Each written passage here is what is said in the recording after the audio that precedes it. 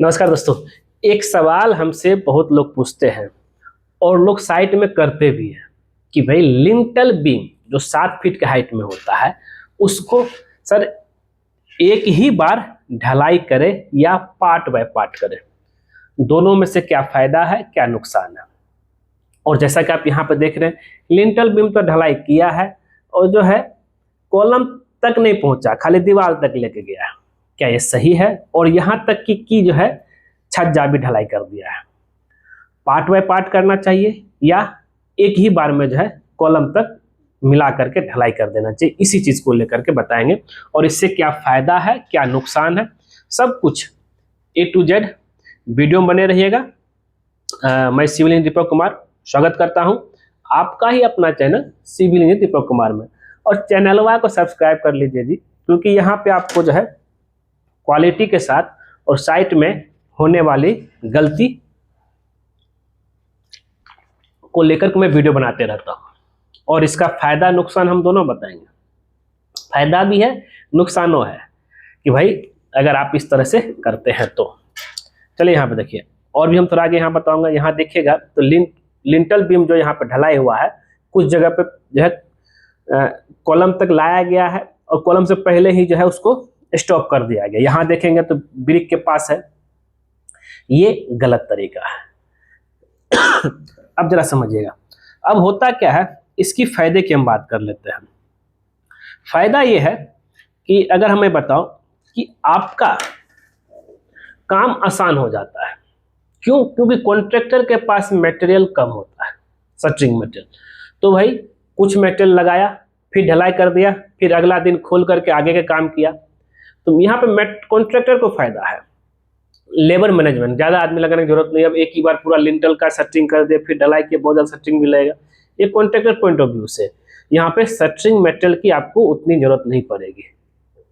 लेकिन यहाँ पे नुकसान क्या होता है, वो तो ठीक है, लेकिन जब भी कभी आप लिंटल ढलाई कर रहे हैं तो जहाँ पे इंड करना है, कॉलम से पहले इंड नहीं करना, कॉलम के बाद इंड खत्म करना है। और साथ ही जो उसको स्लोप में लेके चलना है। अब ऐसा नहीं कि पूरा स्टॉप कर दे, ऐसा नहीं। स्लोप मतलब जो है में रहेगा और वो जो है रफ रहेगा। इससे क्या है कि जब जो है नया कंक्रीट ढलाई करेंगे तो उसके ऊपर आ जाए और प्रॉपर तरीके से उसका बॉन्डिंग बना सके। लेकिन नुकसान क्या है? नुकसान इसमें यही है कि भाई ऑब्वियस सी बात है कि जो कंक्रीट, जो छत, जो भी हो कंक्रीट का, जो खास करके हम बात कर रहे हैं हॉरिजॉन्टल का, वो अगर एक ही बार ढलाई हो जाए तो दोनों पूरा का बॉन्डिंग एकदम परफेक्ट रहता है। लेकिन अब एक जो है ढलाई हो चुका है एक 2 दिन पहले, 4 दिन पहले, 7 दिन पहले, और दूसरा फिर से ढलाई करने वाले हैं, तो दोनों का बॉन्डिंग जो अच्छा से नहीं हो पाता है और उसमें हल्का सा आपको क्रैक दिखेगा। तो ये चीज का दिक्कत ये है। हम हॉरिजॉन्टल की बात, वर्टिकल की बात नहीं करें। वर्टिकल तो कॉलम एक के ऊपर जो रखा जाता है, हॉरिजॉन्टल की बात कर रहे हैं। इसलिए मैक्सिमम केस में ये कहा जाता है कि अगर पॉसिबल हो तो चाहे छत हो चाहे लिंटल बीम हो, एक ही बार ढलाई करने से फायदा होता है। इसको आप याद रखिएगा। अब आगे बात कर लेते हैं। तो ये हो गया आपका नुकसान। तो अब जो है, अब इसमें वही है बॉन्डिंग की कमी, अच्छा से बॉन्डिंग नहीं हो पाता है और प्रॉपर तरीके से लोड ट्रांसफर भी नहीं हो पाता है। ये तो क्लियर। अब एक और बात आता है कि जब भी अगर हम बात करें लिंटल बीम, तो अब इसका जो है अगर हम मेरी राय मानेंगे तो इसका सही तरीका क्या है? सही तरीका ये है एक ही साथ ढलाई कीजिएगा। ठीक है, पार्ट बाय पार्ट ढलाई कर रहे हैं, जिससे मैं नया ढलाई जब शुरू करेंगे, पुराना कंक्रीट नया कंक्रीट ज्वाइंट होगा, उसके ऊपर प्रॉपर तरीके से क्लीन होना चाहिए, वो कुछ भी तरह गंदा नहीं होना चाहिए पहले वाला ढलाई के ऊपर। और उसके ऊपर सस्ता सुंदर टिकाऊ सीमेंट स्लरी जरूर अप्लाई कीजिएगा, पहला बात है।